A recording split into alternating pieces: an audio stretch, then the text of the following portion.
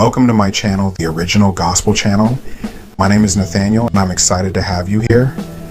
If you're looking for Christian videos like these filled with faith, inspiration, and gospel truth, you've come to the right place. Make sure to subscribe to my channel so you never miss our latest content that will encourage your spiritual journey. God bless you, and I look forward to sharing this journey. There's a question so powerful, so ancient, that even the most brilliant minds in history have struggled to answer it. Where did God come from? And wait, if everything needs a beginning, then who created God? You feel it too, don't you? That strange silence that follows this question, like the entire universe holds its breath, waiting for an answer that might be too big for time itself. We're going to travel far today, not just back in time, but beyond time. Beyond atoms, beyond angels, beyond the first let there be light. In this video, we're going to wrestle with something so massive, so mysterious, it will shake the foundation of how you see reality, existence, and God himself.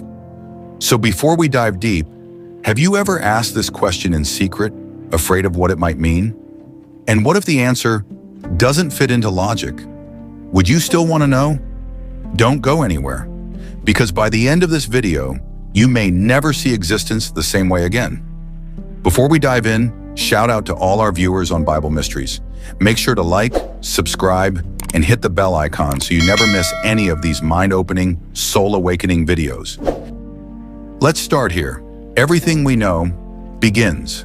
Stars explode, galaxies spin into being, babies are born, even thoughts have a starting point. So naturally, our minds try to apply that same logic to God.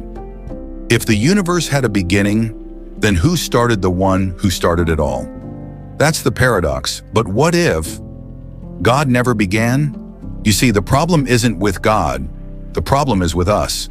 We're using time-bound logic to explain a being outside of time. Imagine asking, what's north of the North Pole? That's how it sounds when we ask, who created God? It's the kind of question that only makes sense inside time. But God, by his very nature, is outside of it. But wait, that raises another question. If God is outside of time, what does that even look like? Is he floating in nothingness? Or is there a dimension more ancient than time itself? You see, when Moses asked God his name, God didn't say, I became. He said, I am. Not I was, not I will be. Just I am. Pure existence. Not a beginning. Just being. Have you ever sat in silence and tried to imagine that?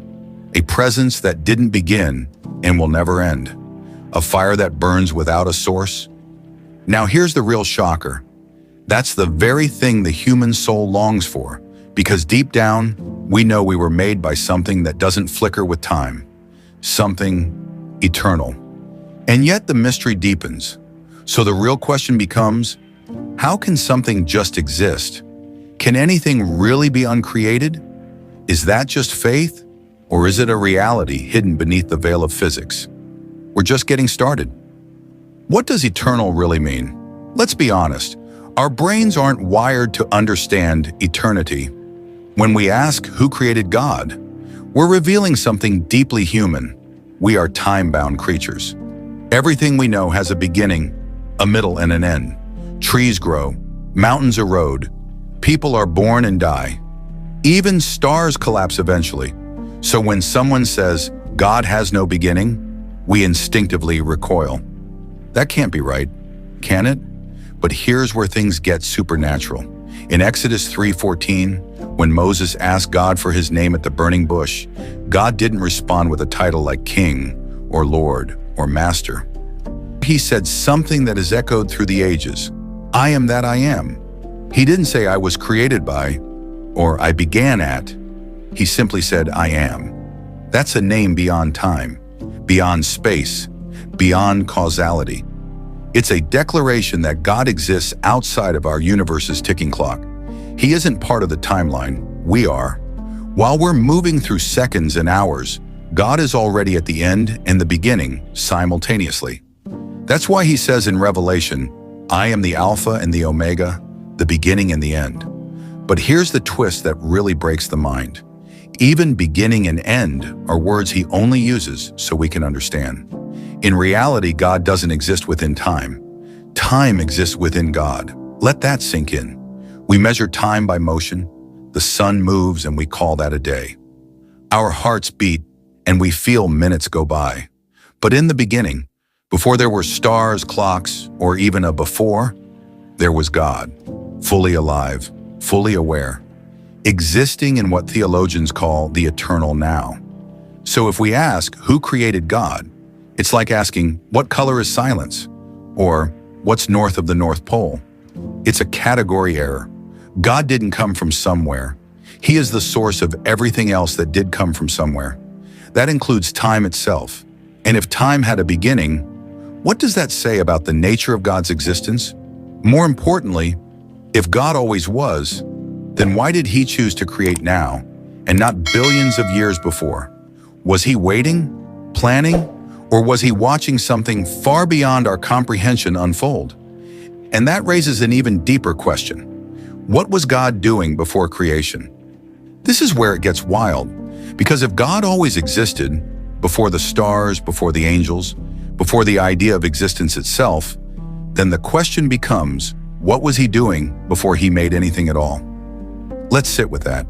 No galaxies, no light, no darkness, no angels shouting for joy. Just God, alone yet complete, silent yet filled with infinite potential. Not lonely, because God lacks nothing, but deliberately still, like a painter staring at a blank canvas, not because he's unsure, but because the masterpiece requires a moment of stillness before the first stroke. But this wasn't just a few seconds of pre-creation boredom. We're talking about eternity before time, infinite existence before the first moment ever began. So, what was happening? Here's what some of the early church thinkers believed. 1. God was contemplating himself. Augustine, one of the most profound Christian minds, said that before anything was made, God was beholding himself. He wasn't inactive. He was perfectly active within himself. The Father loving the Son reflecting the Father, the Holy Spirit flowing between them, an eternal communion of infinite love. No need for creation, yet out of love, he chose it. This is crucial. God didn't create the universe because he was bored or incomplete. He created because love creates, and love desires something to pour into. So in that pre-creation eternity, God was already experiencing fullness, joy, and movement, not with stars and atoms, but within himself. 2. God was conceiving the story. Some early Jewish mystics believed that before creation, God was dreaming the universe into being, not with fantasy, but with holy intention. He saw the entire scope of history in an instant. From the fall of man to the final redemption, he saw Adam, he saw Eve, he saw Abraham, Moses, Mary, and even you. Yes, you were part of the pre-creation vision. Psalm 139, verse 16 says, "All the days ordained for me were written in your book before one of them came to be." That means before Genesis 1:1, your story already existed in God's mind. Every breath, every mistake, every tear, not as a pre-programmed robot, but as a cherished child he longed to walk with. Let that hit you. Before there were stars, you were in God's heart. So what was he doing before creation? He was thinking of you. 3. He was preparing for war. Now here's where it gets darker. Before there were galaxies spinning like dancers through space, before Michael ever unsheathed his sword, before the archangels gathered in rank and file, there was one, the first, the being who came into existence as the very first ripple in the still waters of eternity. But who was it?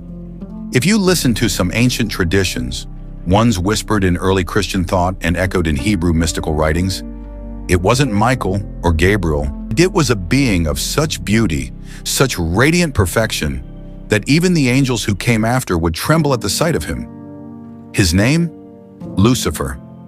Let that sink in.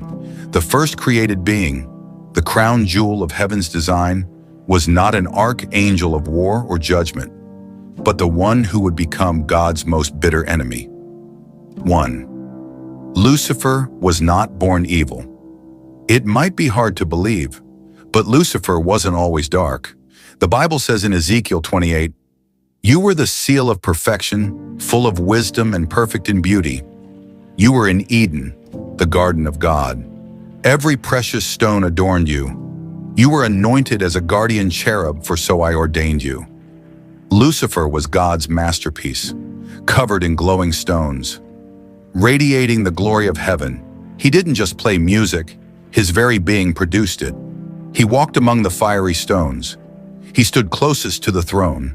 He may have been the worship leader of the heavens, leading all creation in adoration. So what happened? How does perfection become perversion? 2. Pride was found in him. Ezekiel continues, "You were blameless in your ways from the day you were created till wickedness was found in you. Your heart became proud on account of your beauty, and you corrupted your wisdom because of your splendor."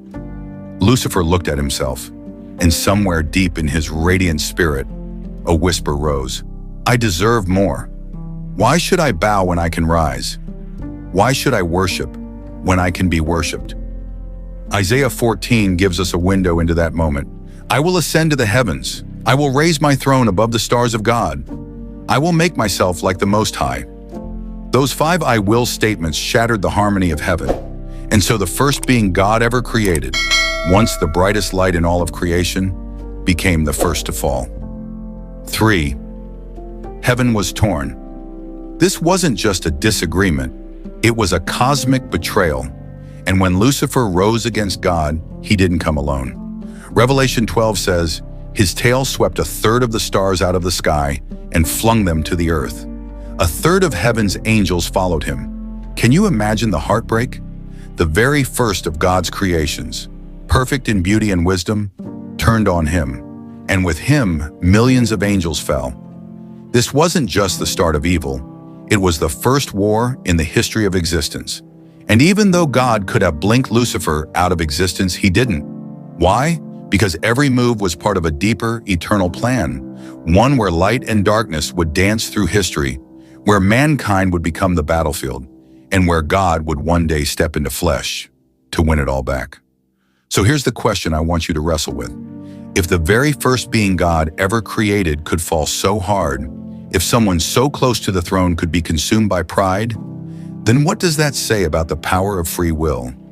And if God knew Lucifer would betray him, why did he still make him? Let's bring it all together now. From the eternal silence before time began, to the rebellion in heaven, to the creation of humanity and the gift of free will.